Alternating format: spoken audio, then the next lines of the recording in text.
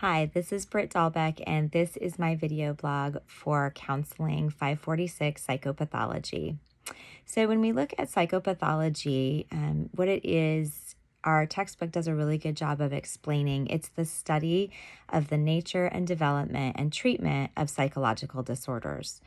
So, when I started to think about that from my Christian worldview, what that really meant to me was looking at it through a developmental lens.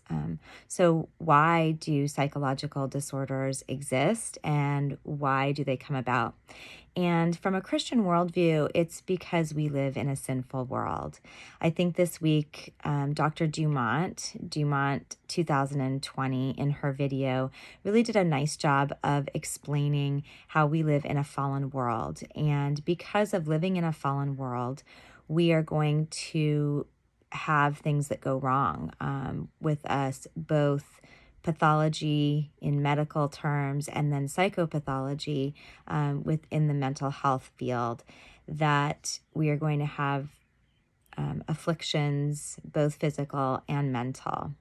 When I started to look at how the Bible treats abnormalities, it doesn't shy away from it. It really talks about that original sin, and that is the reason why there are psychological disorders and things that happen to us in this life. And the reason is because we are imperfect beings living in an imperfect world.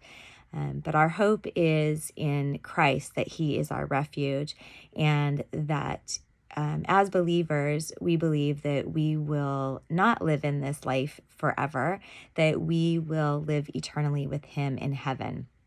A couple of the passages in the Bible that I really like that speak about this, the abnormalities that are happening, is Psalms 34:19 in English Standard Version. It says, "Many are the afflictions of the righteous, but the Lord delivers him out of all them."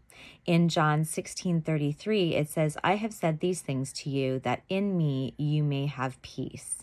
In the world you will have tribulations, but take heart, I have overcome the world."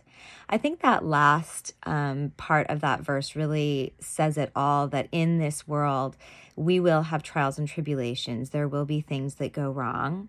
But Jesus has overcome the world. And so we can look forward to a day when we will be able to live with Him in heaven in perfection.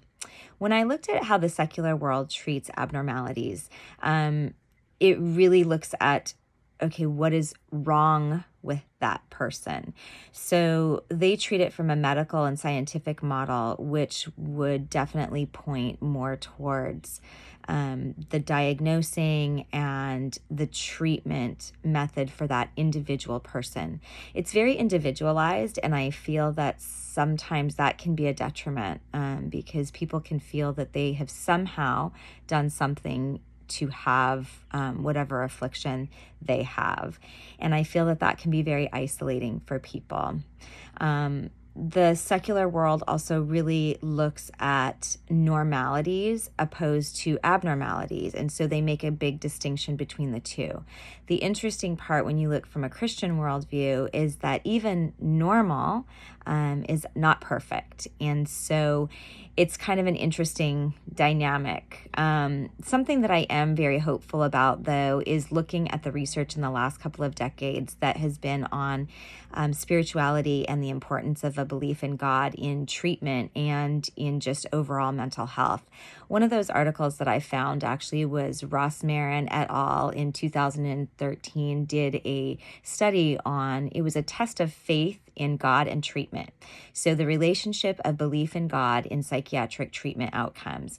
And what that study found was that a higher belief in God was associated with a reduction in depression, self-harm, and just a greater overall improvement in psychological health over the course of the treatment.